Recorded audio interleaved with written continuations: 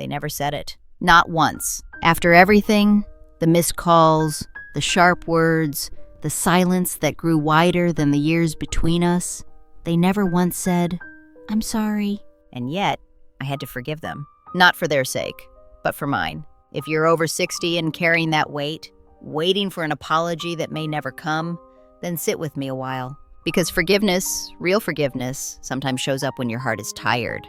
Not when the other person finally gets it. You know, I used to think that hurt had to be loud, like a fight, or a slammed door, or some betrayal you could point to.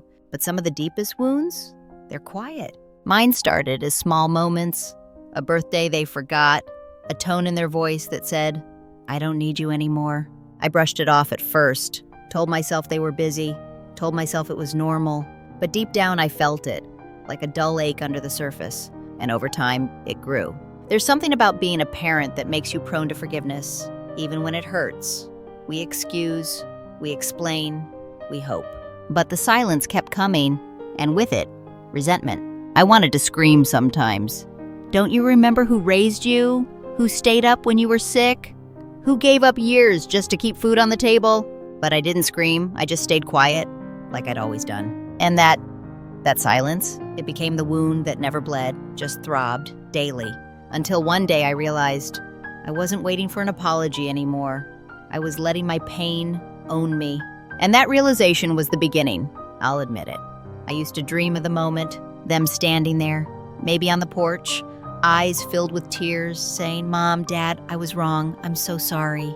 And in that dream, I'd cry too. We'd hug, the years would melt. But life, it doesn't always give you those scenes. Sometimes people don't say sorry, not because they don't feel bad, but because they don't even see what they did.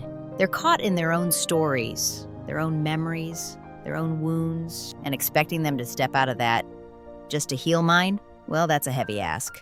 I had to accept something brutal. My healing couldn't depend on their awareness.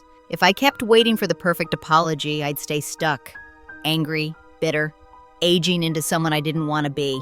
So I let go of the fantasy, not because they earned forgiveness, but because I deserved peace. That shift, it didn't erase the hurt, but it made room for something else, freedom.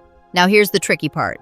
Forgiveness, when no one asked for it, it felt wrong at first, like I was letting them off the hook, like I was saying that what you did didn't matter. But forgiveness isn't about erasing pain. It's about releasing yourself from being chained to it. I started with small steps, stopped replaying the conversations in my head, stopped stalking their social media looking for signs they missed me, started focusing on my life again, the books I loved, the old friends I hadn't called, the sunrise that didn't care if I was hurt or not.